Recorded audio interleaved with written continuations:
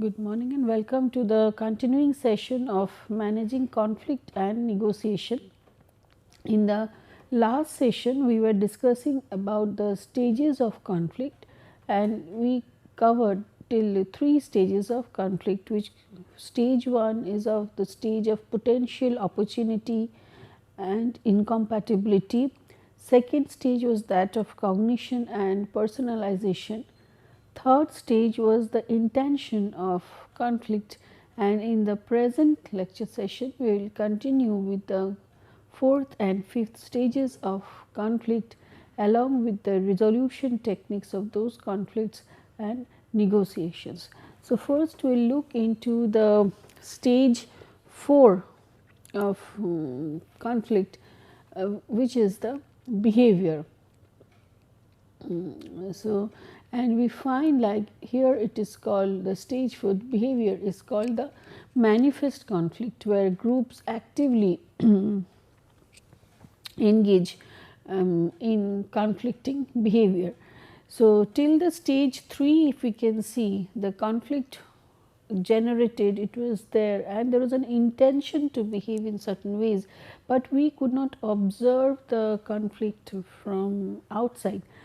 It is as if the conflict was breeding in the person's mind, but when it comes to the stage of manifest conflict, means it is now getting expressed outside and people can observe and tell like, okay, these two people are in conflict, and it is the behavioral manifestation of the conflict, and it is the most difficult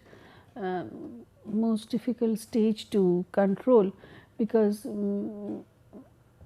it lasts for quite some time and intensity may vary from like with the lace of physical harm or physical harm or aggressive words told and all these things, and to degree may move to a greater extent, and then like any time period also it may last for a longer time, and it becomes hard to control, like control and manage the people and those who are in conflict, and tame them down to a more calm state.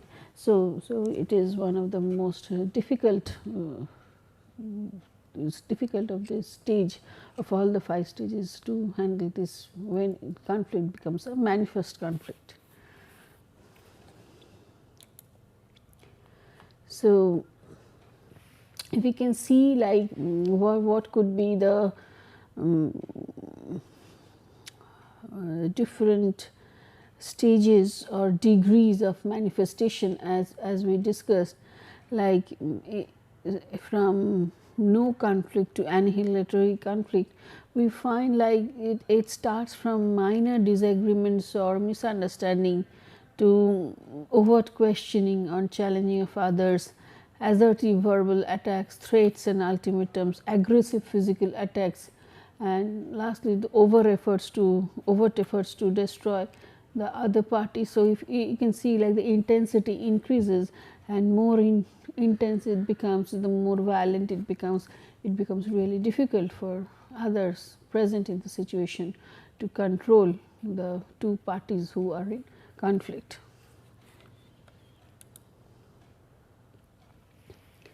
So, we will next focus into the resolutions of how this conflict could be resolved through resolutions, in that like and it is of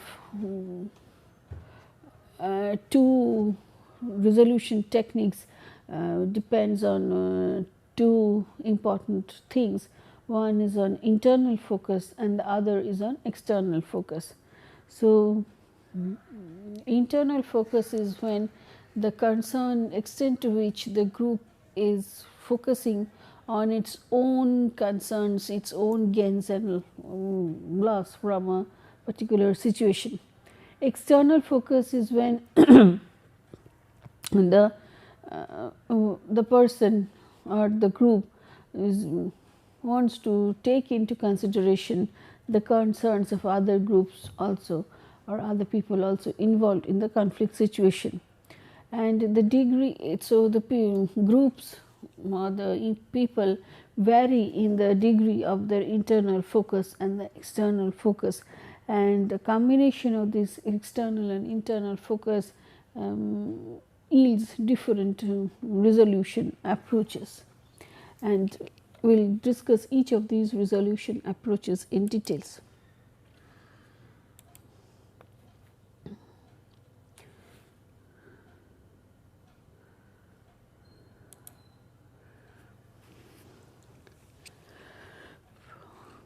So, there are 5 approaches. So, the first of those approaches is called the dominating approach. So, in dominating approach, what happens is there is a maximum focus on the internal concerns. So, it is a power oriented approach, and it relies on force. So, and both the groups involved, they try to apply force. So, it is not that like they are, this dominating approach is not is something bad, but yeah, it's or it does not have have its problems, related problems, but sometimes it is appropriate in situations like emergency situations, or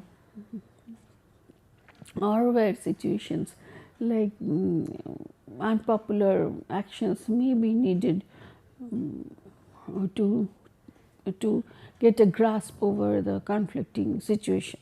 So, where you have to show your power to get a grasp of the situation, in those cases dominating approach is encouraged. Next, we have another of this second approach is called the accommodating approach.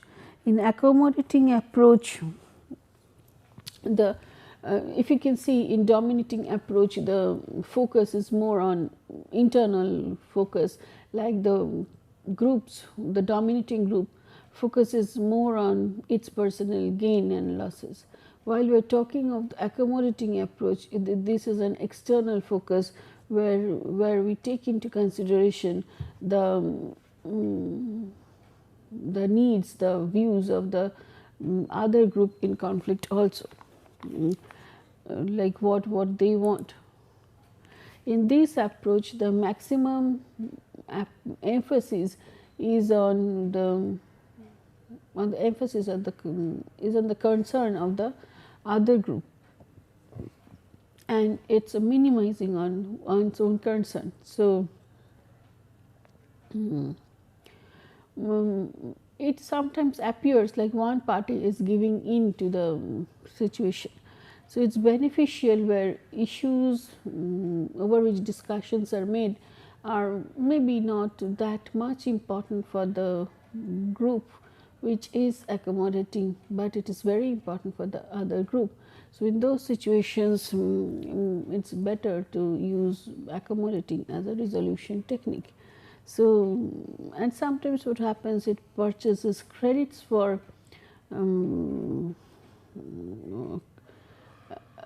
future interactions, and sometimes these credits are more required and important than a favorable resolution to a particular conflict, to this particular conflict which we are dealing with now. So, accommodating helps to buy those credits. Next approach is that of problem solving. So, this is theoretically the best approach, because we are looking in a very rational way to the problem at hand. We are trying to solve it on the way like it leads to a win-win solution. So, this is a collaborative approach, which requires that the groups in conflict are like willing enough to work towards a very integrated solution that satisfies both the parties. So, but one of the major blocks or obstacle is the common win loss mentality. Like whenever we feel like we are in conflict, we take it mentally like it is one part is gain and the other part is loss. So this problem solving approach may find that barrier while trying to solve in this way. So potential benefits are mergers of insight, experience, knowledge, and qualities of work that may lead to higher quality of work, and because both the parties are selecting an like solution, integrated solution, then what happens, maybe there is a greater commitment to the solution being sought and less of conflict over how to do it and what to do. So these could be the possible benefits of the problem solving approach. Next we go to another of the resolution technique, which is that of avoiding. In avoiding, what happens is it may not bring long term benefits, but it is a temporary alternative where and here we take time as the main healing factor, and like we feel like the time, it's a passage of time, the issues will cool down, and or it will give us enough time to get more information about certain things. So what we generally do is people tend to avoid the conflicts to and that's why they use the avoiding approach. It's much more because we don't want to go through the pain of accepting, realizing, and then trying to find out that there is a conflict and try to find a solution for it. What we try to do is we do avoid the whole issue and keep us as if ignorant of facts, like there is a conflict situation. So overuse of this conflict is due to that factor. We want to avoid the pain of conflict and take relative measures and how to solve the issues relating which there is a conflict. Compromising is it's a middle of the road approach where both the parties give up some of their own interests and they try to adapt to a solution which is not maybe totally ideal for a particular group, but yeah, it is acceptable solution, and because it's both the parties feel like they have gained something and also they have lost some part of it. So and it works best when the goals can be divided equally. So but again, for that thing, compromising, both the parties should be having equal power. Then the goals should be pairs are strongly committed to mutually exclusive goals, and it allows a temporary settlement to a complex problem, and it works with a good backup strategy. So, and in many cases these may involve like third party interventions like arbitration, mediation, etc.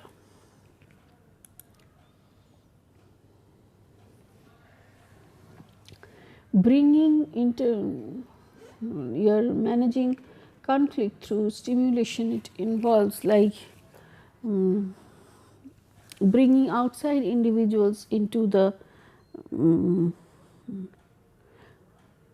bringing outside individuals into the group, like hiring or transferring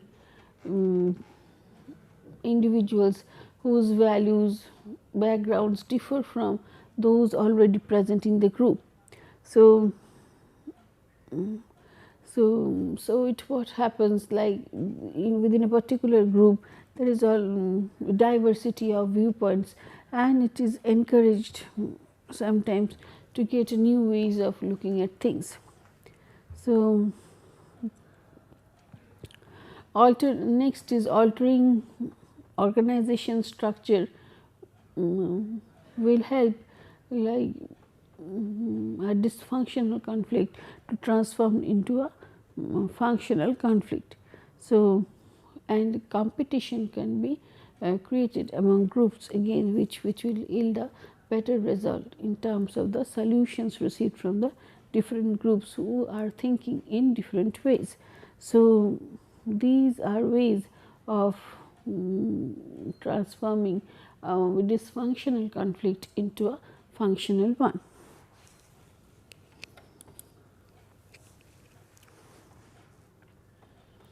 So, we can stimulate competition by use of incentives, rewards and bonuses for outstanding performance.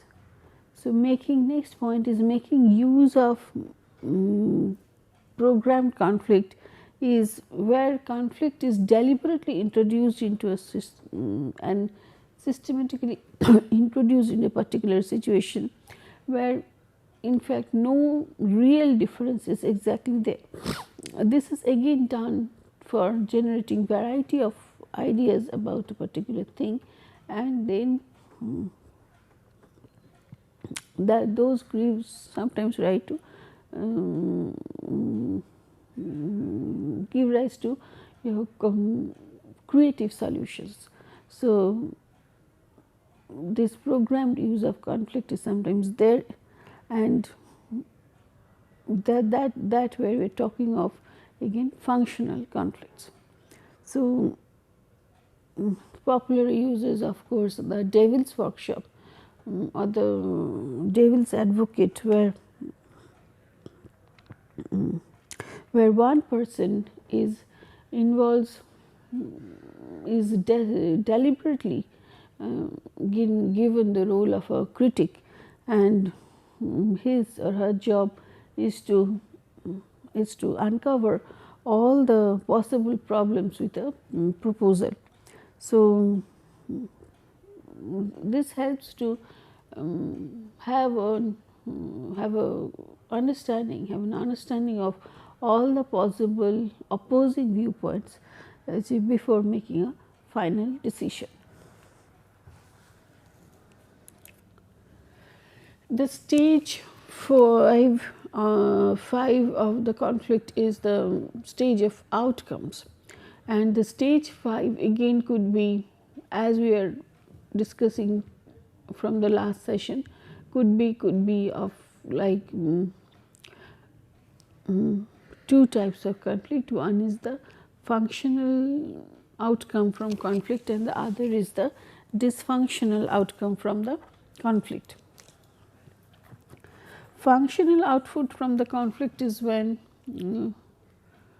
there is increased group performance, increased quality of service, decision making, stimulation of creativity is there, encouragement of interest and curiosity is there. So, and provision of medium for problem solving.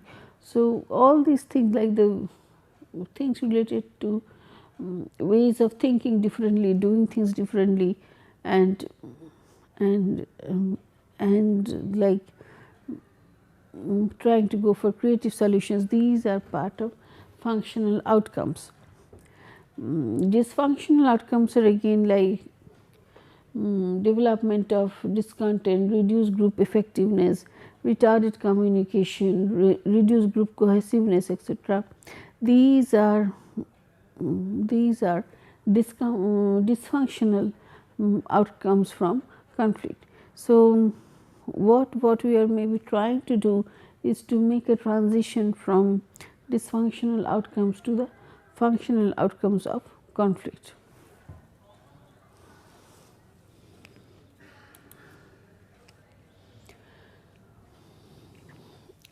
So, if you are looking into conflict and organization's performance, so each organization has an optimum level of intergroup conflict. So, too little of conflict hinders innovation and change, and too much can produce chaos and threaten the organization's survival. So, so it is necessary like the organization balances and maintains an optimum level of intergroup conflict.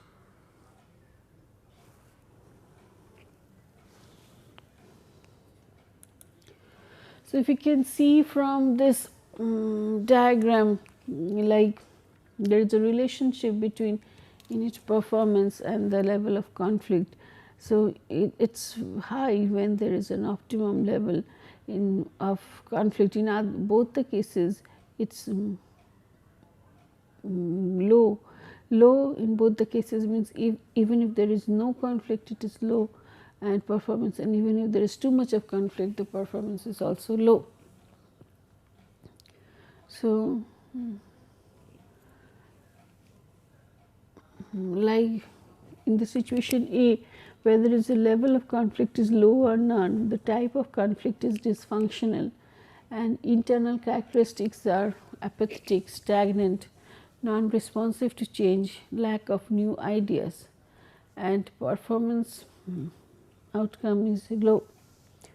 When B, it is an optimal solution level of conflict, the type of conflict is functional in nature and the unit's internal characteristics are viable, self-critical and innovative, and performance outcome is also high.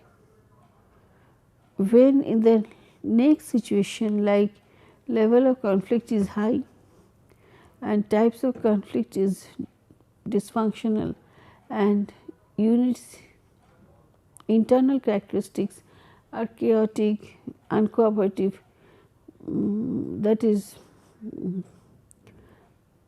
disruptive in nature, then again also the performance of the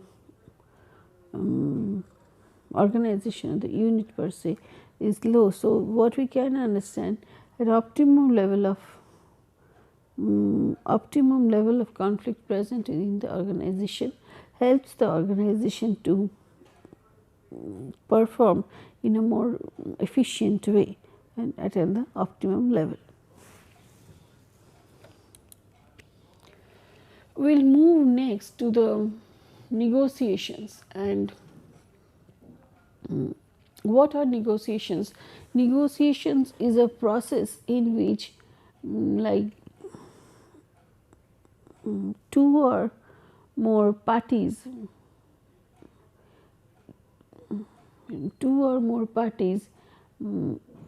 exchange goods, exchange services and attempt to agree on the exchange rate between them. So, for negotiation, at least the presence of two parties is very important, and something should be there to negotiate with, and attempt should be made to agree on the exchange rate first. So, and both the parties should mutually try to get into an understanding about like what to exchange and how much. So,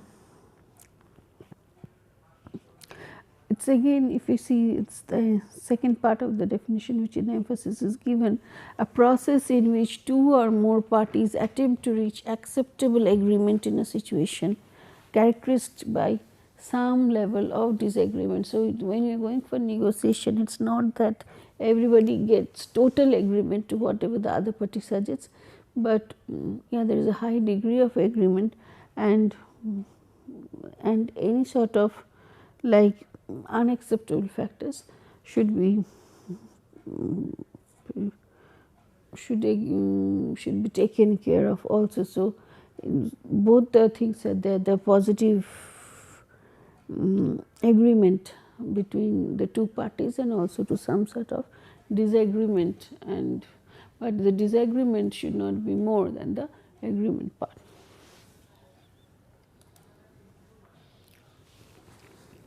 So, in an organizational context, negotiations may take place between two people, within a group, between two groups, or over the internet. So,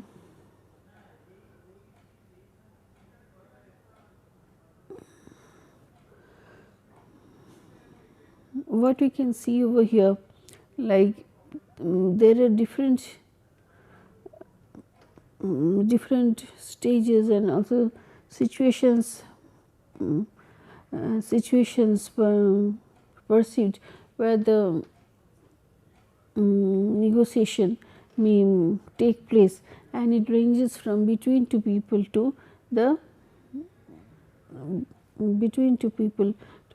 doing over the internet. Now, when it's talking of between two people within the group, or within the group or between the groups, it's still like maybe we can see there is a face to face factor, but when it is over the internet, so it's more of virtual in nature with less of human interactions with each other, and how far it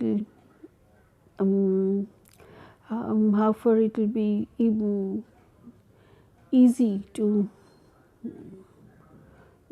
deal with this type of negotiations is what we have to see later on.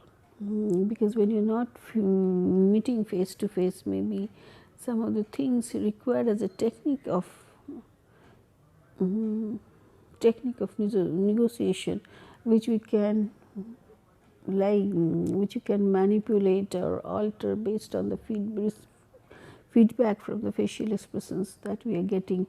Those things is not possible to check when you are talking of through internet.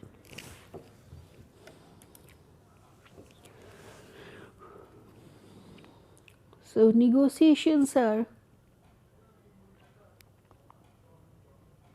characterized by 4 elements. Number 1, some disagreement or conflict is there, but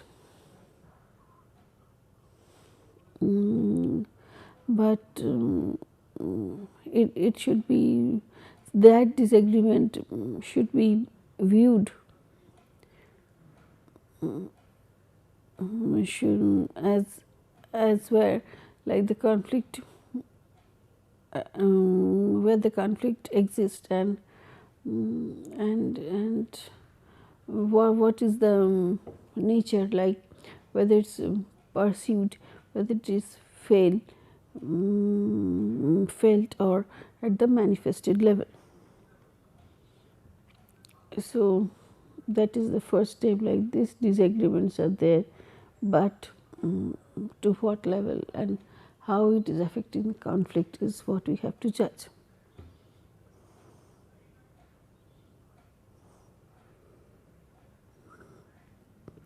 Next is, after disagreement there is some degree of agreement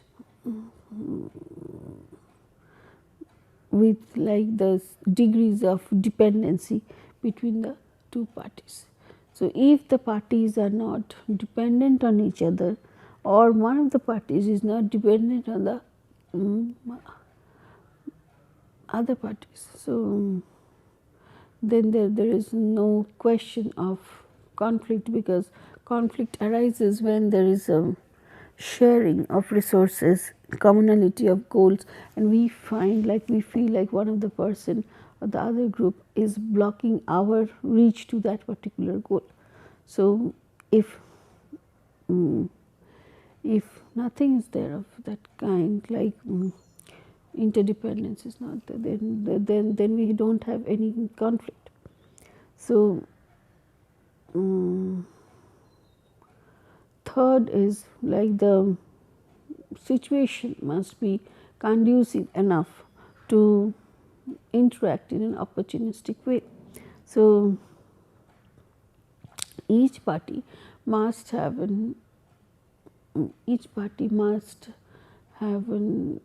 both the means and inclination to attempt to influence the other. So, opportunity must be given. It's not that there is a conflict and they are not given the opportunity to interact. Then in those cases, negotiations are not going to happen. So, next is, and the most important of these things is, of course, at least we see like there is some common points regarding which the people will agree. Otherwise, there is no point in sitting for negotiation. If we find like these are the problems and they are being so rigidly dealt with, rather that nobody is going to give an inch out from the original position taken, then what happens, like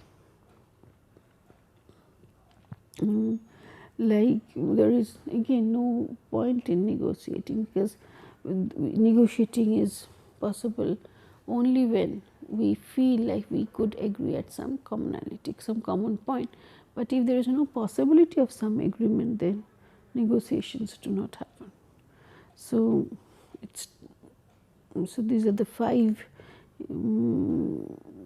or 4 important elements of negotiation. Both disagreement has to be there, so there is some issue like what we need to decide upon.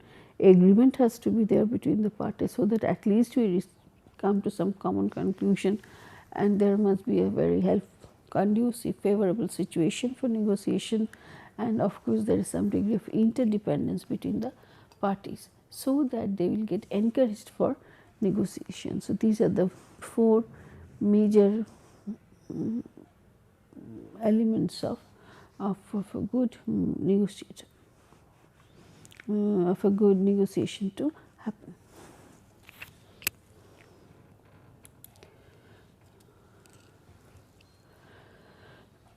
The bargaining strategies in negotiation are, first, what we generally understand is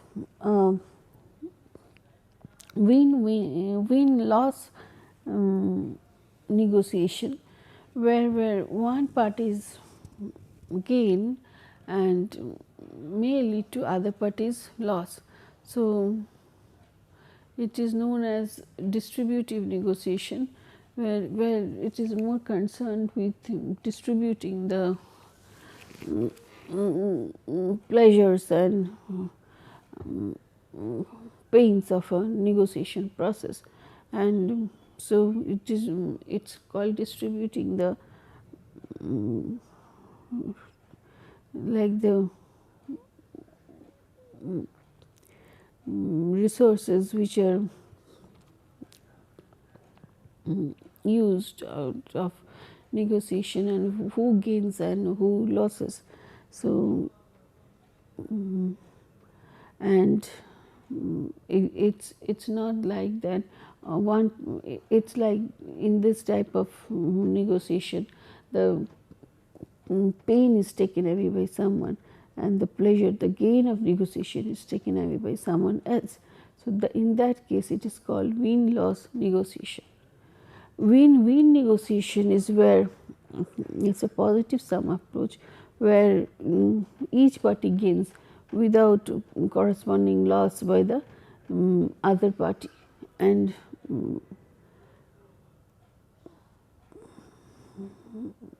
what happens is, it's not that like I get exactly what I want for, but there is some sort of agreement regarding like how far what I want can be reached, and so that much has been provided, and we are happy with that. So, that is win-win strategy of negotiation.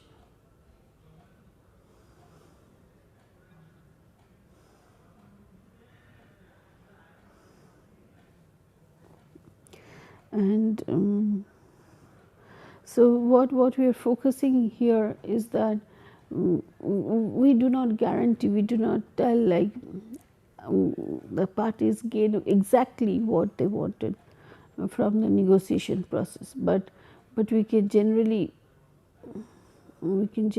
tell like both of the parties are much better off than they were originally when they started dealing with the conflict and its resolution. So it's in that way, like degree wise what you started with and till where you reach during negotiation, it is much like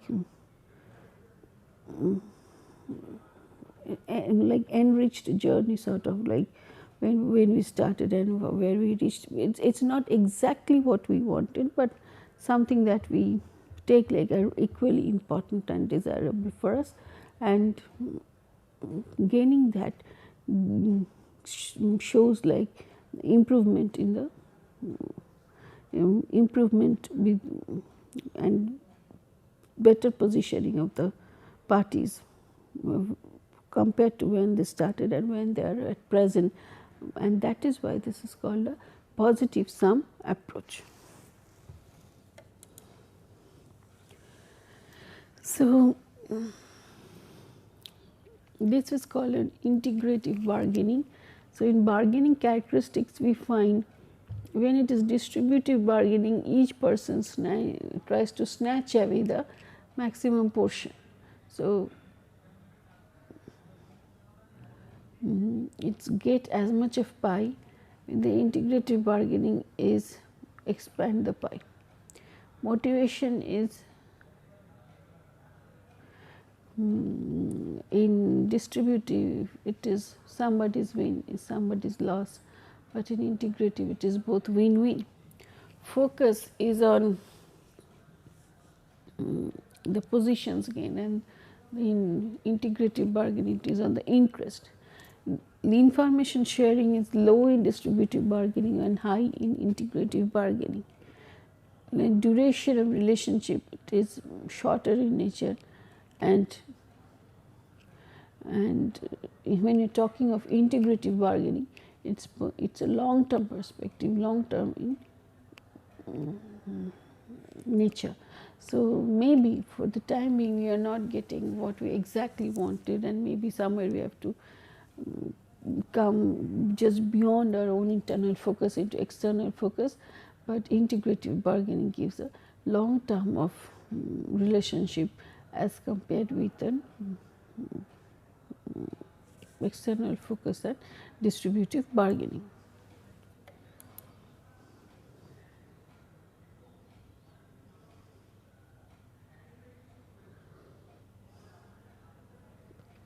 And here what we find is that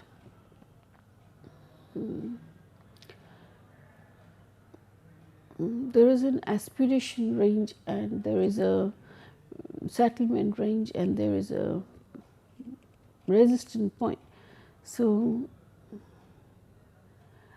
what we find is in this picture that there is a overlap between the aspiration range of party A and the aspiration range of party B, and so these are the two maximum resistance points, and in between is the settlement range. So if we are discussing at this zone, then maybe we will go for a better negotiation. So it starts, party A's point start from here, and after this if asked to change they will go for resistance. Party B's target point starts from here, and after B if it is asked to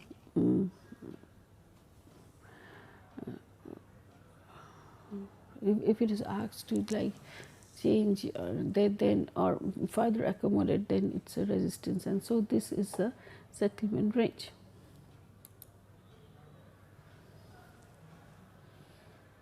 And so this is the best alternative to negotiated marriage, negotiated agreement, and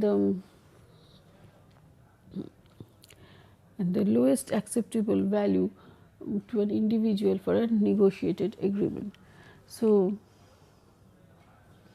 this is called BATNA.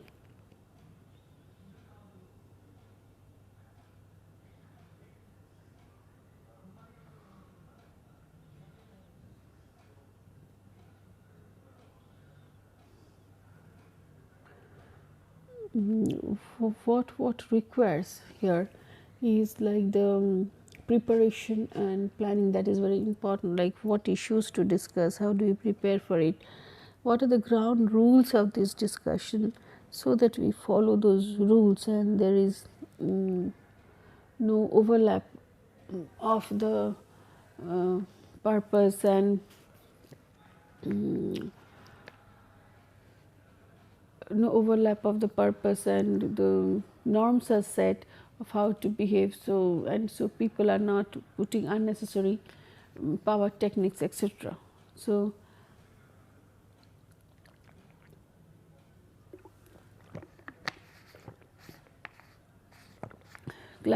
clarification and justification based on like why we are going for a particular point and how do we justify our own points, and then we go for bargaining about how much can be afforded and to what level and how this problem can be solved, and lastly is the closure and implementation phase of it, and repeating of what we agreed to and how do we implement, what to follow and what not to, like the do's and don'ts are to be decided.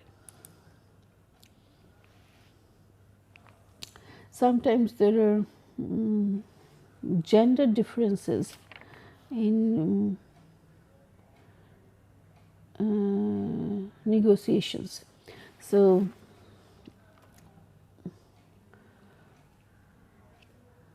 it's thought of like the men are apparently negotiate slightly better outcomes, and women's attitude towards negotiation and their success as negotiators are less favorable than men. So, these could be gender differences. Again, people from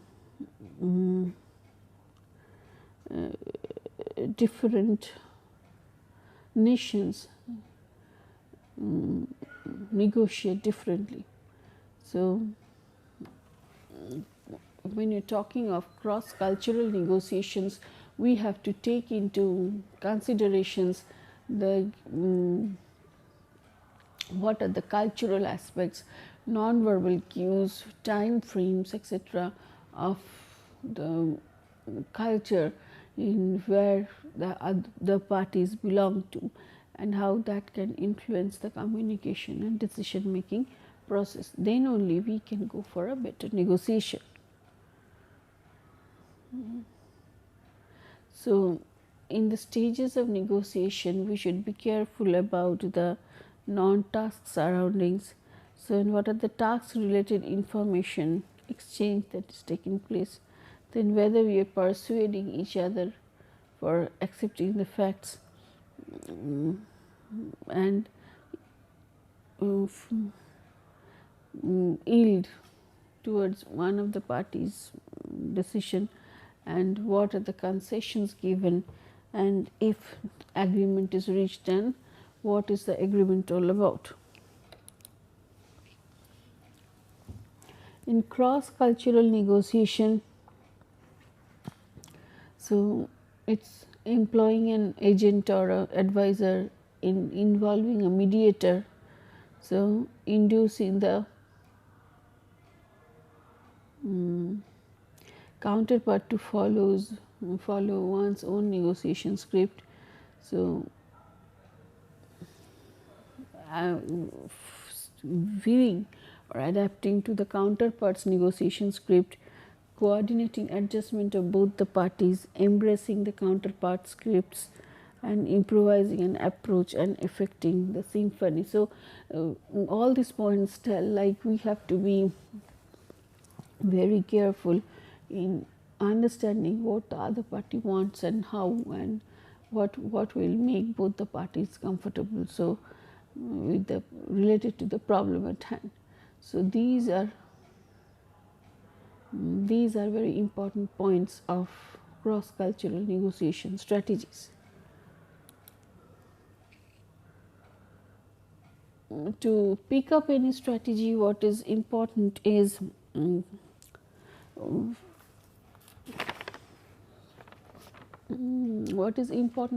focusing on one's own culture. So, learning the negotiation script, which is common to both the counterparts' culture, and what are the contextual cues of the particular of the situation, and what it is hinting towards, like should we should we try to change the way that we are dealing, should we arrive at a new topic, should we buy time, etc. So, and predicting what will be the approach of the counterpart and how can we influence it, and then next choosing a strategy. So, these could be the important points in how to pick up a strategy. So, always, like, we have to be very good reader of the situation, scanner of the situation, and understanding each of the moves of the parties involved in the discussion. So, if we can do those things, we understand how this person is going to behave with related to this particular issue, and what could be his or her comments, then, and what could be his or her moves, next moves, then we can arrange our own moves in that way, and that leads to better negotiation strategy.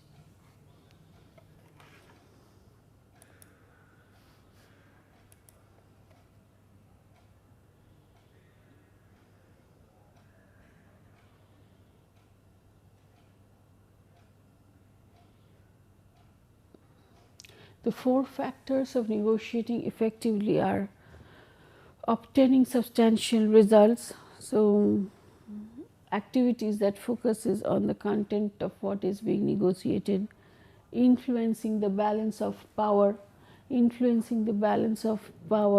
through the use of persuasions, facts and expertise rather than use of dominance.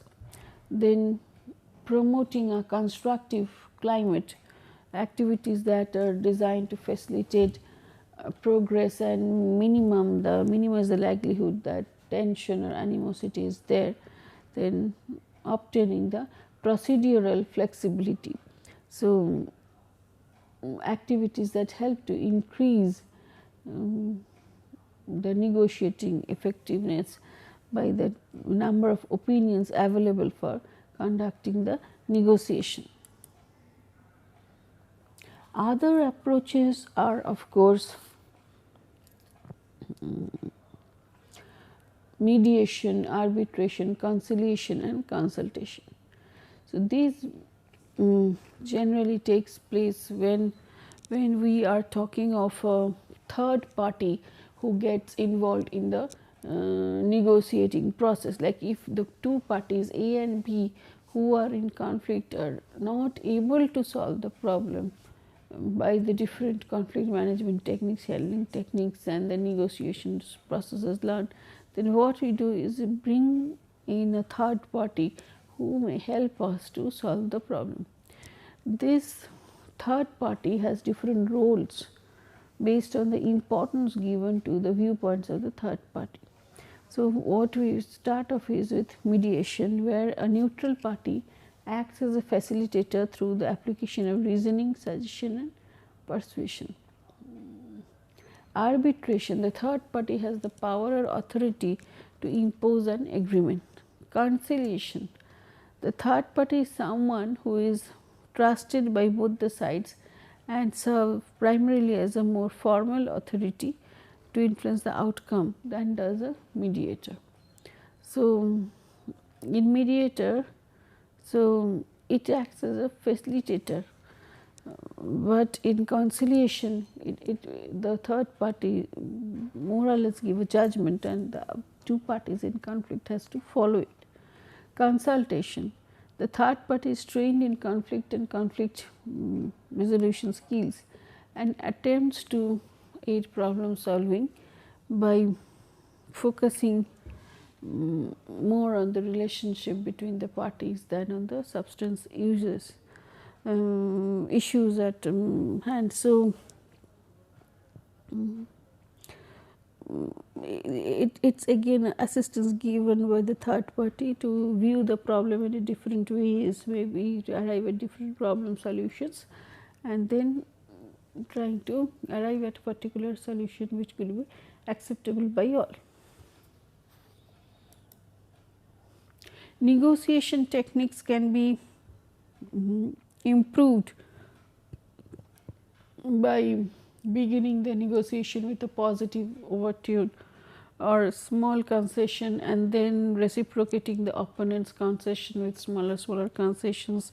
So, concentrating on the negotiation issues and situational factors, not on the opponent, because it is very important to get the situational cues and what understand based on the issues at hand what could be the next moves. So, trying to determine the opponent's strategy by looking below the surface and not allowing accountability to one's constituents or surveillance by them to produce competitive bargaining. So, using power in negotiation sometimes it is required. So, again being open to accepting third party assistance. If somebody comes and gives help and that it is told like you have to do it in this way, that help should be well accepted and recognized by the people who are in conflict and who are to use the factor, use the help provided by the third party and implement it. So, attending to the environment, being aware that the opponent's behavior and power can also be altered by the presence things and situations present in the environment.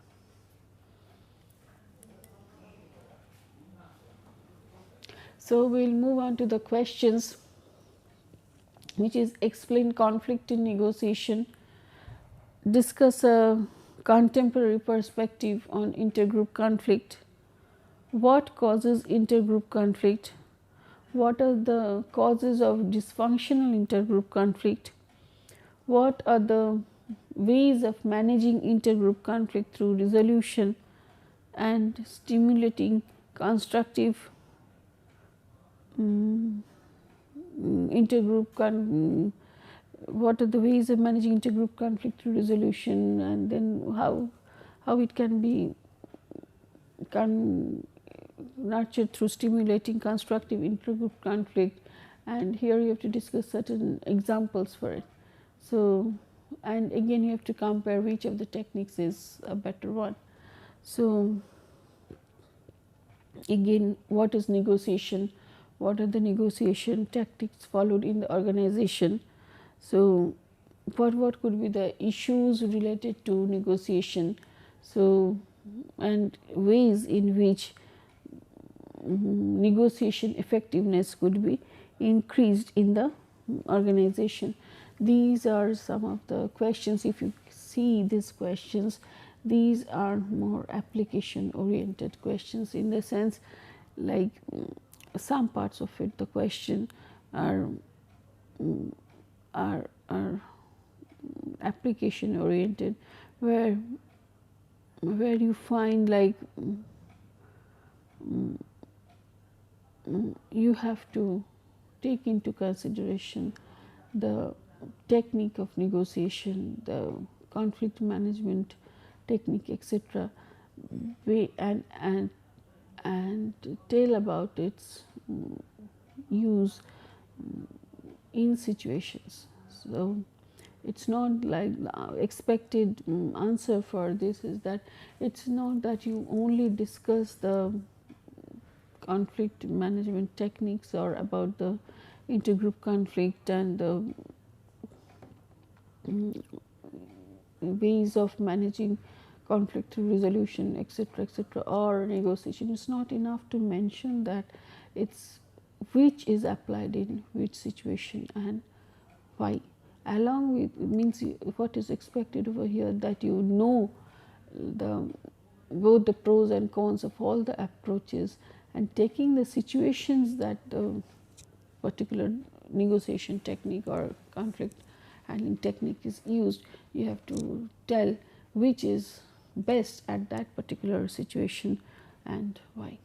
So only that idea if it develops, it will be giving you an idea of which is the better technique to use at what point of time, and that will make you